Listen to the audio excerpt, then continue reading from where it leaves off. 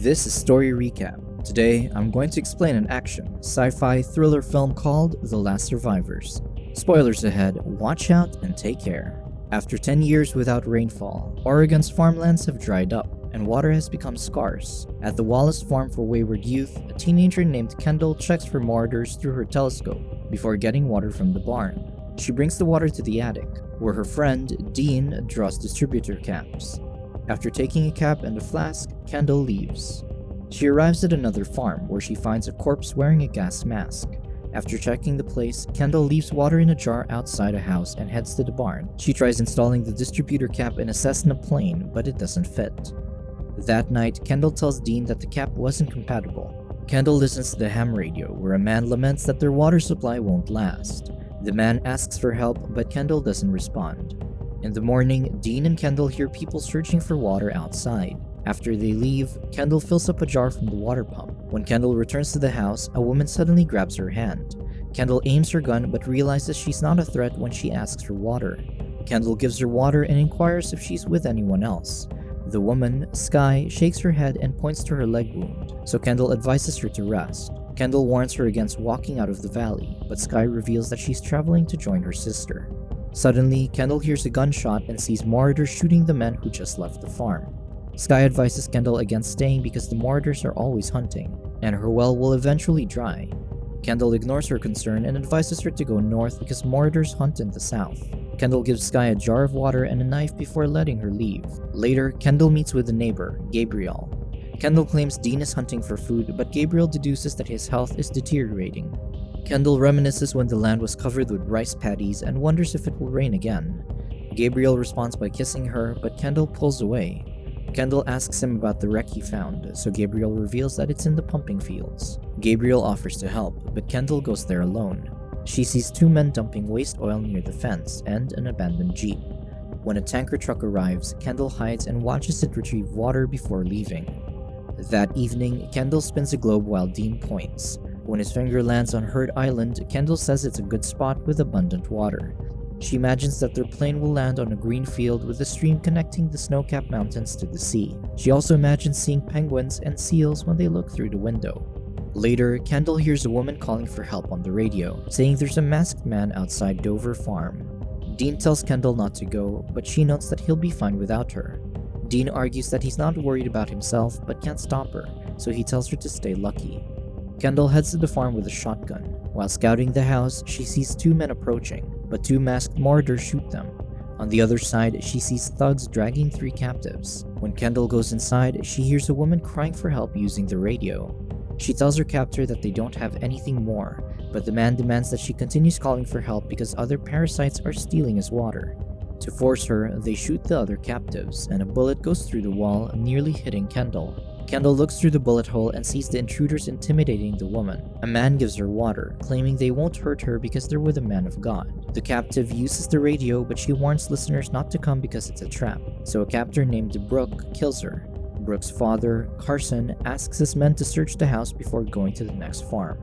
When they leave, Kendal goes inside and sees three dead bodies, but she hides when a marauder arrives. After the marauder leaves, Kendal closes the dead woman's eyes. She hides again when Carson and Brooke return. Brooke notices that someone closed the woman's eyes.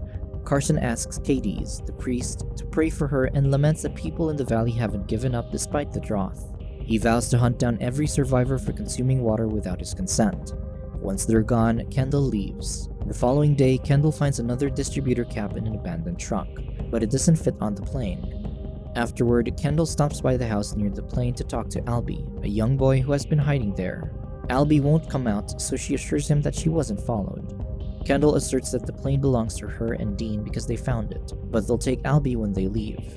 She notes that his hiding spot is good, but he doesn't have any water. Albie contends that it makes him safer since no one is interested in the farm. When Kendal gets home, she finds the orphanage's ledger and sees the entries for Dean, his sister, Pia, and herself. Later, Kendal tells Dean that their well seems to be giving out. Dean inquires if people are drawing water at the pumping compound, so Kendal explains that they fill the tanker rapidly. Dean convinces Kendal to leave him and go to his uncle's place, because he's already dying from kidney failure. Kendal, however, refuses to abandon him. Later, Kendal and Dean overhear a woman from the Birch farm asking Carson via the radio to take her family to his camp. Dean realizes that they, along with Albie, are the only people who haven't surrendered to Carson. Kendal notes that she'll check the situation there, so they can also go to the camp if nothing goes wrong. On her way, she discovers a body and sees that it's Sky, who seems to have died from thirst. Kendal takes her knife from beside the body and regretfully leaves. Upon reaching the farm, Kendal sees Gabriel and his family burying a relative. When Kendal approaches, Grace reveals that their well went dry. She laments that several family members died after months of hiding, and there's nothing more left for them. Gabriel asks her to join them because the camp has medicine for Dean. Grace stresses that Kendal can start over with them since she doesn't have a family. However, Kendal believes she'll find water north of the valley, so Grace offers Kendal the remaining water from the house after they leave.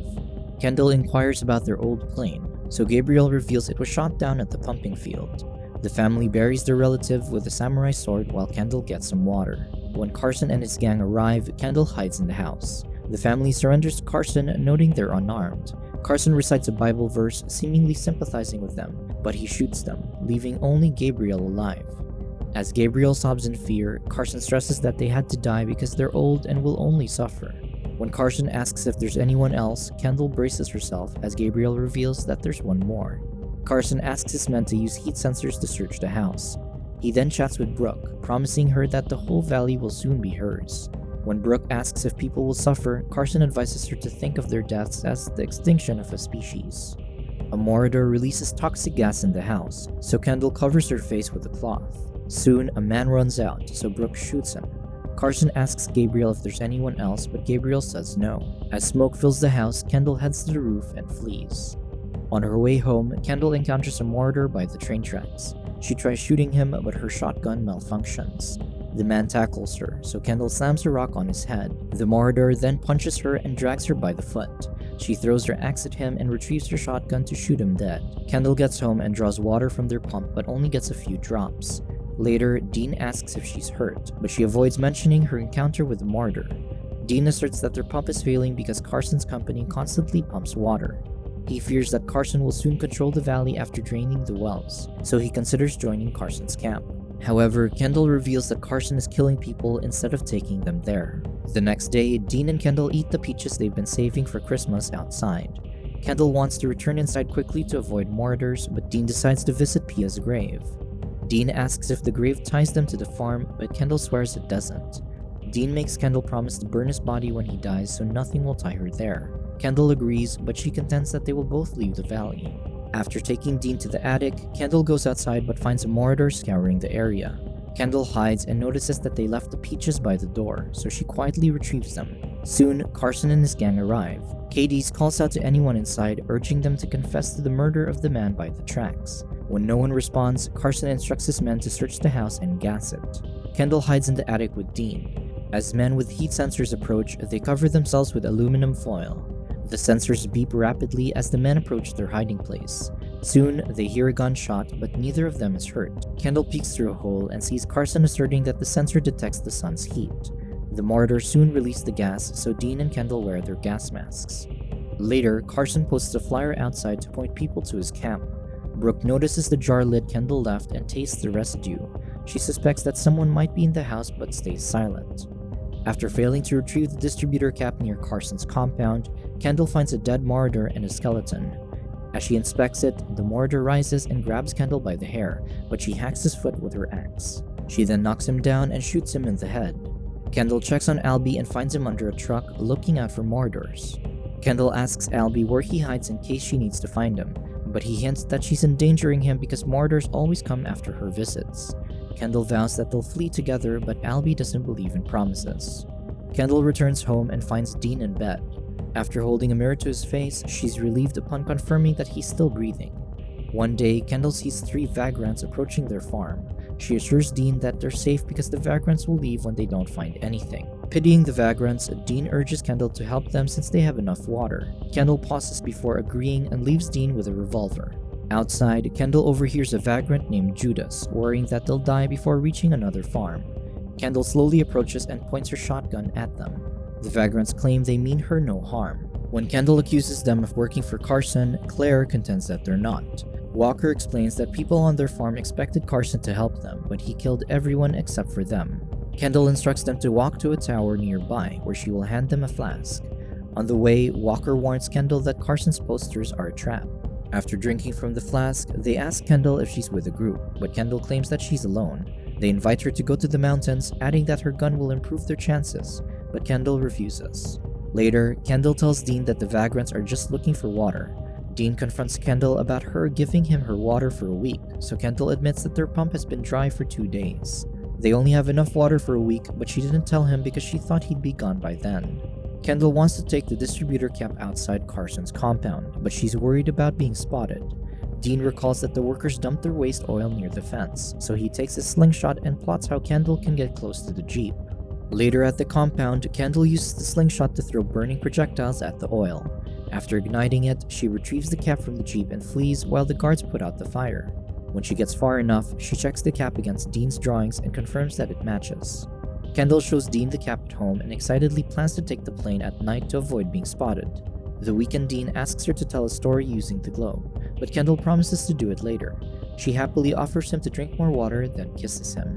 When Kendal retrieves water at the barn, Judas sneaks up on her and knocks her out.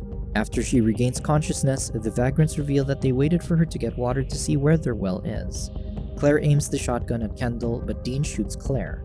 As the vagrants find cover, Dean shoots Walker in the chest. Judas knocks Dean to the ground, but Dean shoots him in the head. Kendal sees Carson and his marauders approaching, so she tells Dean to flee. Dean ignores her and hands her a pocket knife to cut herself loose. Afterward, he hides Kendal in a car, telling her not to return if she escapes. Soon, the gang arrives and asks Dean where the others are. Dean explains that he's the only survivor after they fought over the remaining water.